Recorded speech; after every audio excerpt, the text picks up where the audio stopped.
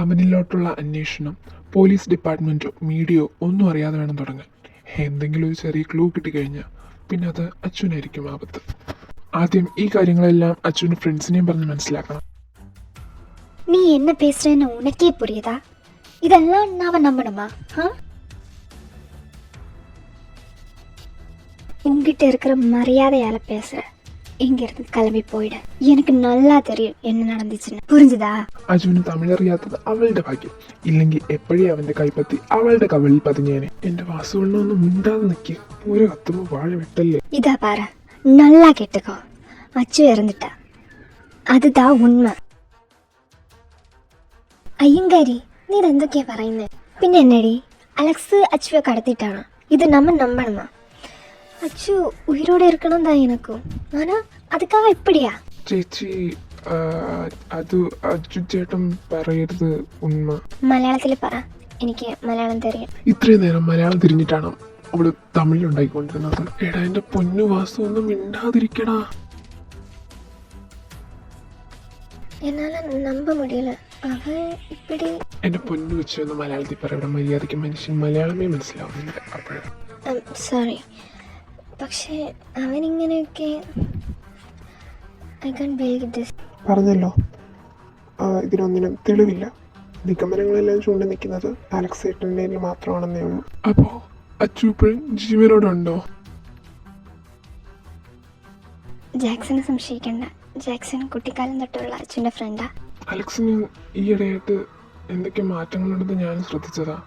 അവൻ നമ്മളോടൊക്കെ പറയാതെ ആരൊക്കെ കാണാൻ പോകുന്നു. എടുക്കുള്ള ഫോൺ കോൾസ്. ആമാ, ഞാൻ അത് വന്ന് കേട്ടപ്പോൾ അവൻ മാഫിയാന്ന് തമാശയ്ക്ക് പറഞ്ഞെന്നാ ഞാൻ നനച്ചത്. ஆனால் இப்படி இருக்குമെന്ന് നനയ്ക്കവേ ഇല്ല. നിങ്ങളിത് വിശ്വസിച്ചാലും ഇല്ലെങ്കിലും ഞാൻ എൻ്റെ അച്ഛനെ കണ്ടുപിടിച്ചിരിക്കും. എൻ്റെ കൂടെ നിൽക്കുന്നുള്ളവർക്ക് നിൽക്കാം.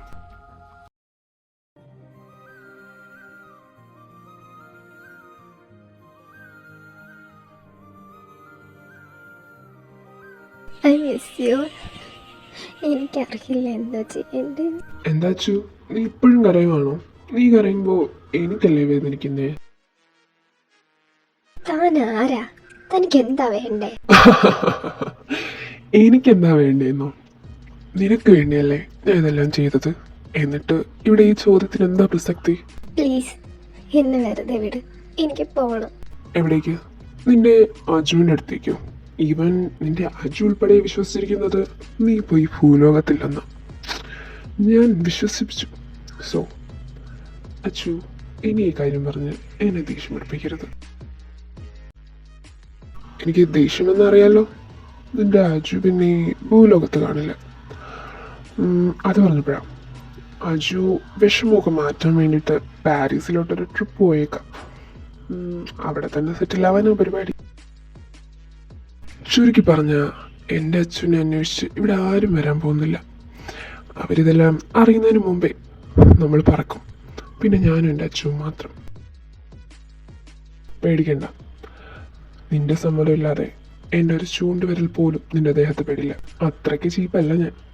സോ എൻ്റെ അച്ഛൻ നല്ല കുട്ടിയായിട്ട് ഇവിടെ ഇരിക്കുക. നിങ്ങളുടെ ഞാൻ പറഞ്ഞ കാര്യങ്ങളൊക്കെ ഓർമ്മയുണ്ടല്ലോ?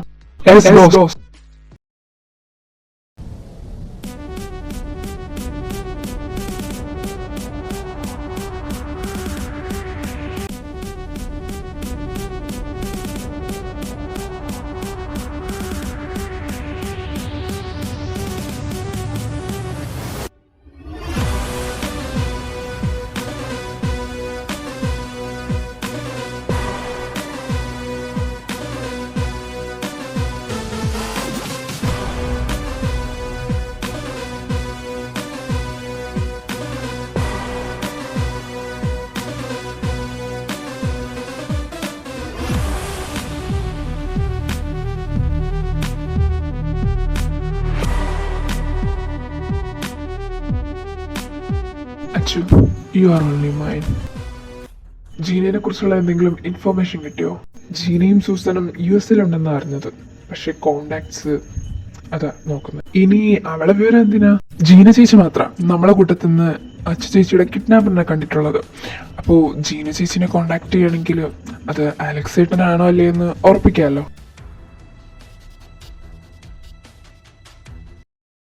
Surprise! Wow. It's only for him, my cutie pie. What is this? Oh my god. Do you like it? I loved it. I love you. I love you too.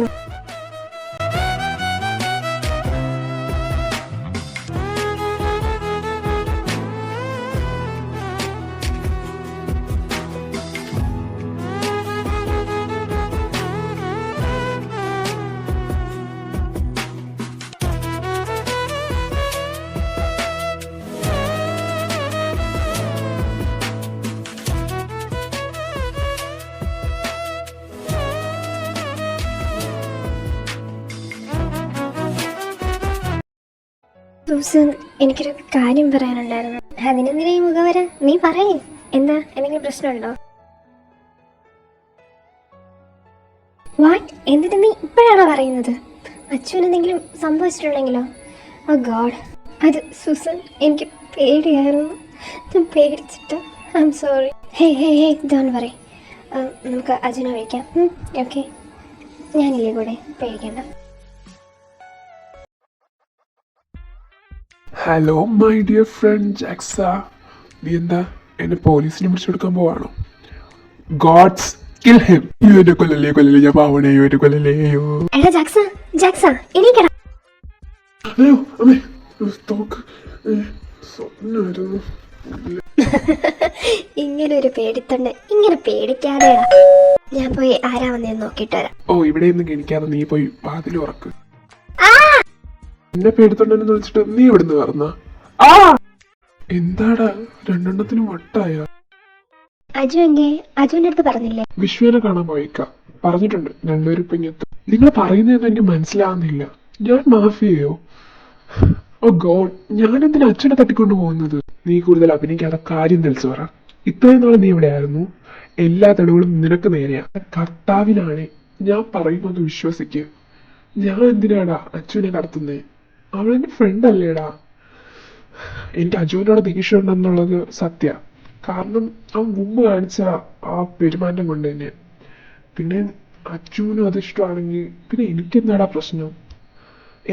ആ എൻഗേജ്മെന്റിന് ഞാൻ ഷോക്കായെന്നുള്ളത് നേരാ. പക്ഷെ ദേഷ്യപ്പെട്ടിട്ടല്ല ഞാൻ അവിടെ നിന്ന് പോയത്. എല്ലാം ശരി. എന്നാ നീ ആ എൻഗേജ്മെന്റ് ഡേയിൽ എവിടേക്കാ പോയത്? നീ ആരെയാ ഇടയ്ക്കിടയ്ക്ക് കാണാൻ പോകുന്നത്? ആ ഫോൺ കോൾസ് ആരുടെയാ? അത് എനിക്കൊരാളെ ഇഷ്ടമാണ്. ആളെ കാണാനാ ഞാൻ പോയത്. അങ്ങനെ പറ.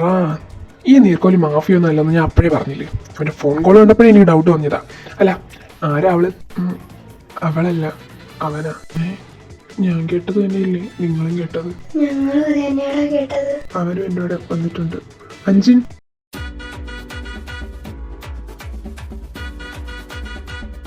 ഹായ്, ഞാൻ അഞ്ജിൻ, അലക്സിന്റെ ലവർ. എനിക്ക് നിങ്ങളെല്ലാം അവൻ പറഞ്ഞെന്നറിയാം. അയ്യേ, അവൻ മറ്റവനായിരുന്നു. എന്താ അയ്യേ, എന്ത് മറ്റവൻ? ഇവിടെ ഈ ആണുമാണ്. മ്ലേച്ഛം. എല്ലാവരും മനുഷ്യന്മാരാ, എല്ലാവർക്കും പ്രേമിക്കാം. പിന്നെ ചിലരാ ഈ വേർതിരിച്ചൊക്കെ കാണുന്നത്. സ്ട്രെയിറ്റ്, കർവ്, സ്ക്വയർ എന്നൊക്കെ പറഞ്ഞു. Love is love, no matter who you are, where from your gender identity. Wait, ഞാനിതെവിടെയോ. അണ്ണൻ സ്ട്രെയിറ്റോ അതോ? അതിലെന്താ ഡൗട്ട്? ഓഫ്കോഴ്സ് ഞാൻ സ്ട്രെയിറ്റാ. ചേട്ടൻ ഏതെങ്കിലും റിലേഷൻഷിപ്പിലാണോ? അല്ല. ആരോടെങ്കിലും ഇഷ്ടമുണ്ടോ? ഇല്ല. പിന്നെ വാസുവണ്ണന് എന്താ ഇത്ര ഉറപ്പ് വാസുവണ്ണൻ സ്ട്രെയിറ്റ് ആണെന്ന്? നമ്മൾ വിഷയത്തിൽ നിന്ന് തെന്നി മാറുന്നു. ഇപ്പൊ ഇവിടെ ശ്രദ്ധിക്കാം, ഓക്കെ?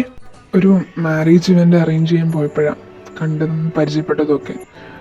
പിന്നെ ഞാൻ പരമാവധി ശ്രമിച്ചതാ, ബട്ട് എന്നെ കൊണ്ട് പറ്റിയില്ല. നമുക്ക് പരസ്പരം അങ്ങോട്ടും ഇങ്ങോട്ടും ഒരുപാട് ഇഷ്ടമാണ്.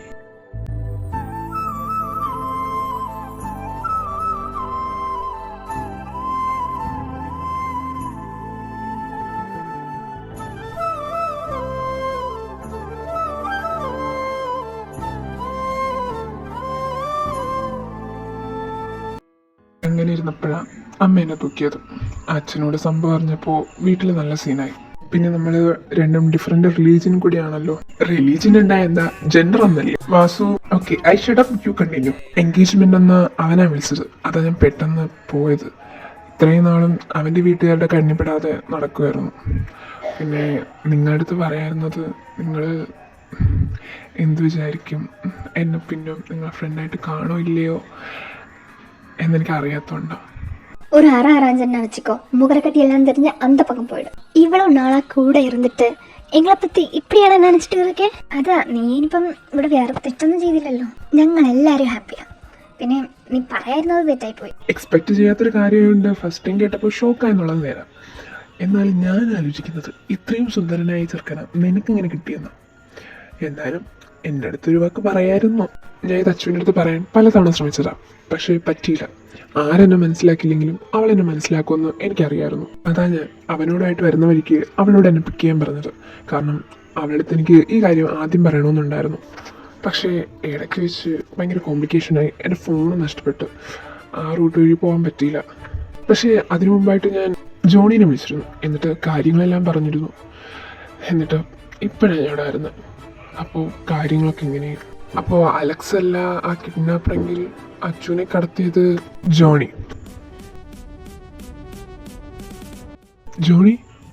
ജോണിയാണോ അച്ഛനെ കിഡ്നാപ്പ് ചെയ്തത്?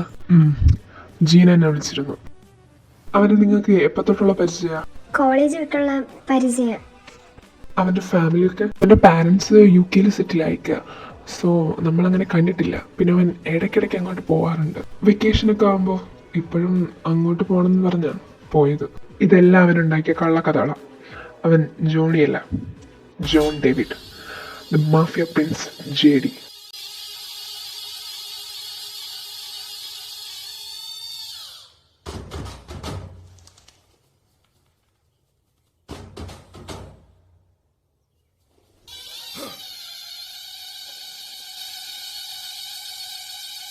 കുറച്ച് വർഷങ്ങൾക്ക് മുമ്പ് എവനും എൻ്റെ ഗ്യാങ്ങും മാഫിയ വേൾഡ് ഭരിച്ചിരുന്നത്. ഇവരാണ് അവൻ്റെ ഗ്യാങ്ങിലെ പ്രധാന സഹായികൾ, ഇടവും വരവും നിൽക്കുന്നവർ. അവരുടെ ഗ്യാങ്ങിന് എല്ലാവർക്കും പേടിയായിരുന്നു. എന്നാൽ അവരുടെ തലവൻ ആരാന്ന് മാത്രം ആരും ഇതുവരെ കണ്ടിട്ടില്ല. മറ്റുള്ള ഗ്യാങ്സ്റ്റേഴ്സ് ഈ അധികാരത്തിന് വേണ്ടിയിട്ട് അവർ വീഴ്ചയ്ക്കായിരുന്നു നോക്കിക്കൊണ്ടിരുന്നത്.